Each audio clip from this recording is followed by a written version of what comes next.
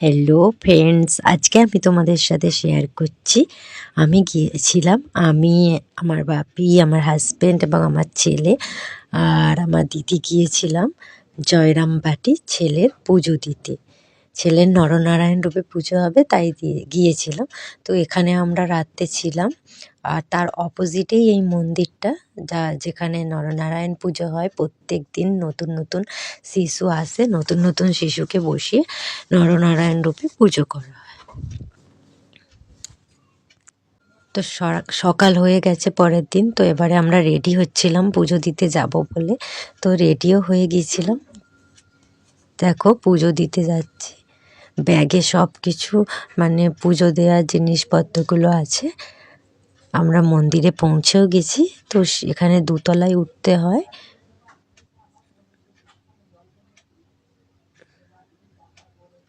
চলো তোমাদের মন্দিরের ভিতরটা দেখিয়ে দিই।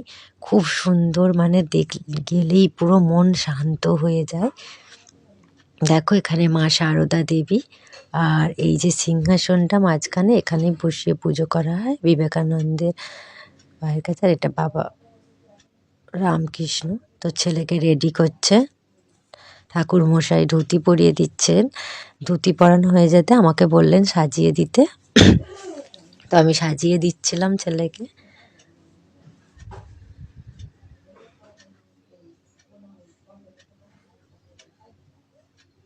তো আমার সাজানো কমপ্লিট, এবারে ফুলের সাজটা পরিয়ে দিচ্ছিলাম। তো এবারে ছেলেকে সিংহাসনে নিয়ে যাবে।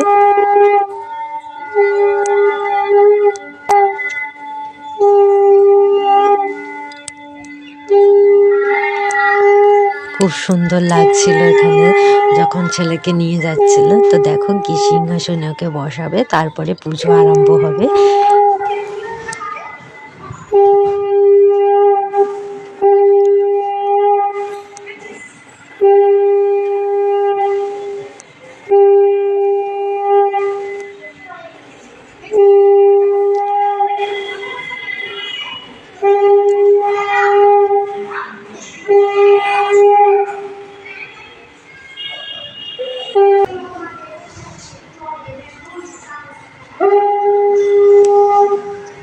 মানে এখানে যাওয়ার পরে মন পুরো শান্ত হয়ে যায়, খুব সুন্দর, মানে আসতে ইচ্ছা করবে না, এত সুন্দর মন্দিরটা।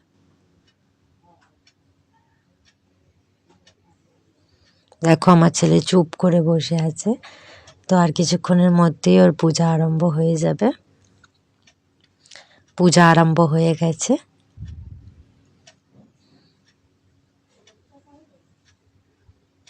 এখানে আমার ছেলেকে ভোগ নিবেদন করেছে, মানে ভগবান নারায়ণের উদ্দেশ্যে।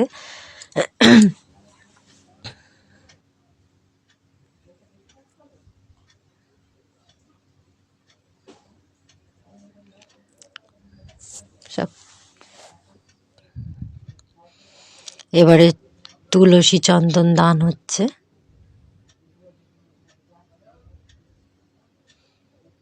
তারপর নারায়ণের পোশাক, সাজসজ্জা, দ্রব্য, পড়াশোনার জিনিস সব কিছু ওখান থেকে দেয় নারায়ণকে।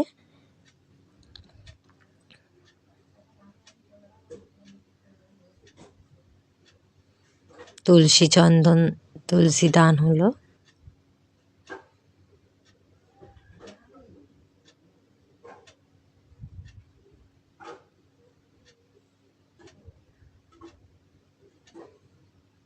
পূজা কিন্তু শুরু হয়ে গেছে।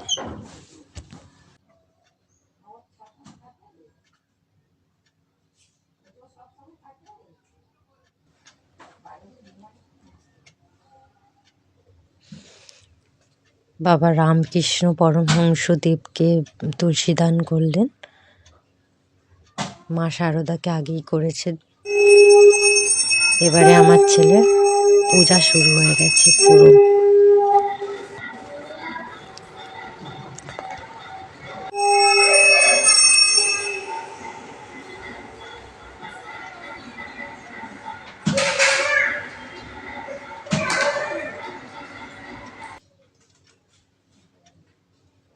এবারে ছেলেকে প্রসাদ খাওয়ানো হচ্ছে, মানে নারায়ণকে।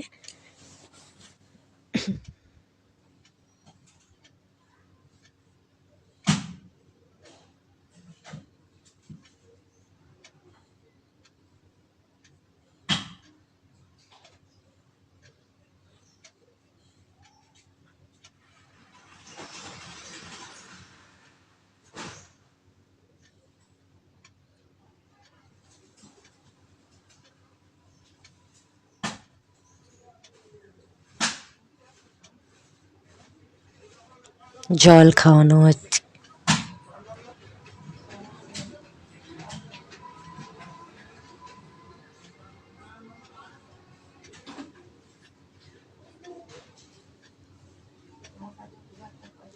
মুখ ধুইয়ে দিলেন।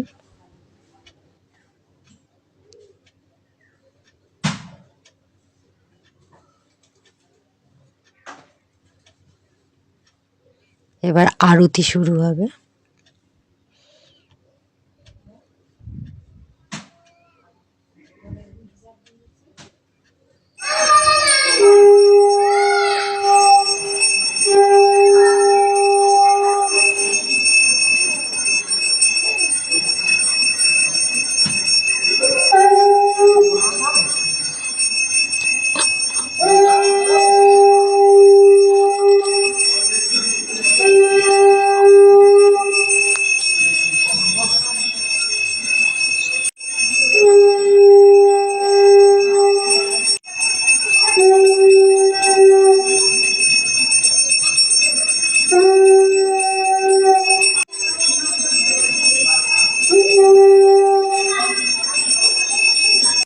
আরতি করা হয়ে যাওয়ার পরে সবাই আরতির তাব নিচ্ছিলেন পঞ্চপ্রদীপের।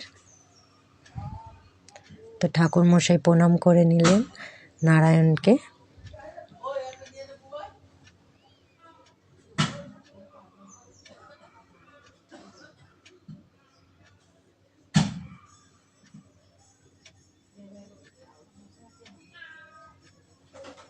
পূজা কমপ্লিট হয়ে গেছে। এবারে সবাইকে প্রসাদ দেবেন, মানে নারায়ণ যে ভোগ খেলেন সেই ভোগ সবাইকে দিচ্ছেন, আর চরণামৃত দিলেন ওটা, আর এটা ভোগ প্রসাদ সবাইকে দিচ্ছেন। তারপরে পূজা হয়ে যেতে ছেলেকে আবার তুলে কোলে করে নিয়ে এবার সাজ পোশাকটা চেঞ্জ করানোর জন্য নিয়ে যাওয়া হচ্ছিল। তারই মধ্যে সবাই এসে প্রণাম করছিলেন।